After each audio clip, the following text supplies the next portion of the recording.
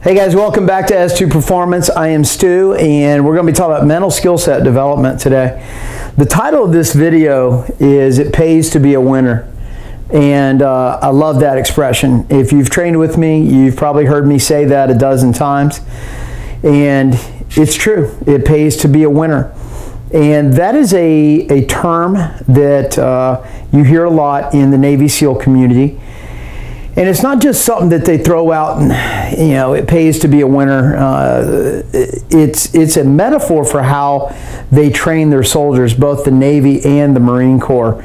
It pays to be a winner. So to give you a better understanding of what that means, let's just say we're doing a 5-mile run, a group 5-mile run. And I'm the first one done. Well, I get a longer rest break. I'm probably the first guy to get in the chow line.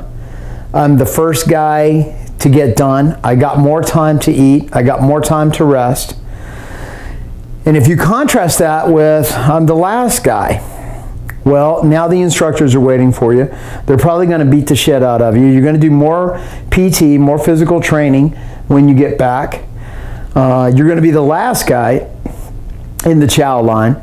There's probably no food for you anymore. You're not going to have any time to eat, and there's just no recovery. You just can't ever catch up. If you're always the last one, you're never going to catch up, and at some point you're going to wash out of that school, wash out of buds. And it's a metaphor that they run through that whole training scenario that infiltrates the character of the people that make it through there. Now, I never went through buds. I was in the Army. And I had an opportunity to go through several special operations schools with both Navy special operations, Marine special operations, and also Air Force pararescue. Not to mention other special operations soldiers from around the world: Thailand, Greece, Germany, Canada, England. So I've had a lot of experience with other special operators, and there is a big difference between the way the Marine Corps and Navy train their soldiers and what I experienced, which was largely from a Ranger mentality. Now, I would say the direction, the meaning, the intent of the training it's both going the same way. They're both trying to get soldiers to start to think for themselves, to be intrinsically motivated, not extrinsically motivated. And we'll talk about that here in a second. To be intrinsically motivated. But I would also say, you know, the Navy and the Marines used to call us Army dogs. And I can remember when I was in SEER school, and that is short for Survive, Evade, Resist, Escape, sorry. And it's an incredibly arduous, horrible school, but it is intended for soldiers who are at high risk, who are behind enemy lines and have a high risk for possibly becoming a prisoner of war. So part of the camp is education, part of it is an escape and evasion, where you're literally being chased through the woods of Camp McCall, Fort Bragg in North Carolina. And then you're finally caught and put in a prisoner of war camp that's a mock-up of the Hanoi Hilton. And a lot of time and effort has gone into this school. And like I say, there's soldiers from all special operations, including the Army, Marines, Navy, Air Force, and also the NATO forces. So it was a great experience for me as a young trooper to be around all these different types of soldiers and to see not only their physical skill set, to see how different they were physically, but also their character, to see what they were bringing to the table. And I've always been a student of the mind, as long as I can remember, that the mental component has always been something that has intrigued me since I was watching Kung Fu on TV when I was 5 years old, watching David Carradine on TV. So that's always been something that's with me. And I think a lot about the differences between the type of training we experienced in the Army and the type of training they experienced in the Navy or Marine Corps, where it pays to be a winner, it pays to be a winner, was evident with, especially with the Marines who, you know, had just gotten off like a 6-month cruise. They had gained like 20, 30 pounds. They were huge. They were eating all the time. They were lifting weights. And you contrast that with what I was experiencing in my training, which was a lot of the training was starvation, where it didn't pay so much to be a winner. You could be a winner, that was great, and you wanted to be first. You had better be first, or you get your ass handed to you. But at the same time, there was never any trophy there. There was never anything waiting for you at the finish line. There was never any great big meal or any celebration of any kind.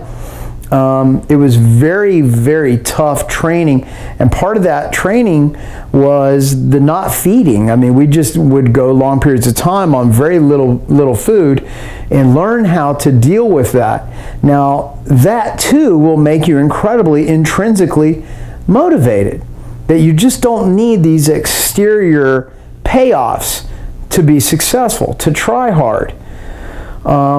And I think it's really important to understand there's ways to develop intrinsic motivation. And this video and this conversation is really about that. We think about that a lot. How do we intrinsically motivate our clients? And can you actually do it? Or do we just continue to use extrinsic motivators such as trophies or food or drinks, you know, spending a weekend of debauchery because you've run a marathon. And it's not to say that we don't set up some extrinsic motivators in the beginning where, you know, you're new to fitness, you're new to discipline and things that require time and patience to develop if you've never had it. Maybe that's okay that we set that up, that you've got some kind of something you're looking forward to. You're training for a half marathon and you're saying, you know what, I'm going to go on a 3-day vacation after that, and I'm going to eat what I want, I'm going to sleep in, I'm going to do all these things. That's awesome. But I think there's a problem in our society these days where we don't quite understand, or we've lost the understanding of how important it is to let people possibly fail, or to put people in a situation where they need to rise to the occasion. That everybody is not a winner. And I'm talking a lot about how a lot of younger kids are brought up these days. There's a lot of teams out there, I know, in schools around Nashville where everybody makes the team, where everybody's on the team, where everybody gets an award, where everybody is a winner. And the reality, which is really what we're talking about here, folks, the reality is that's not true. Life does not work out that way. And there is going to be a point in time when you're going to have to come to terms with that reality, that you're going to get knocked down. You're going to get beat up. Life is going to hand you a shit biscuit. What do you do with it? If your entire life has been a payoff, if everything you've ever done has always been because your parents bribed you, or you were encouraged by money or trophies, celebrations, eating shit food for 3 days straight, at some point that payoff is just not going to be there. Then what happens? So where I'm going with this is I want everybody to think about that for a second. Where are you in this world of extrinsic motivators or intrinsic motivators? Are you intrinsically motivated? Are you motivated at all? Or are you extrinsically motivated?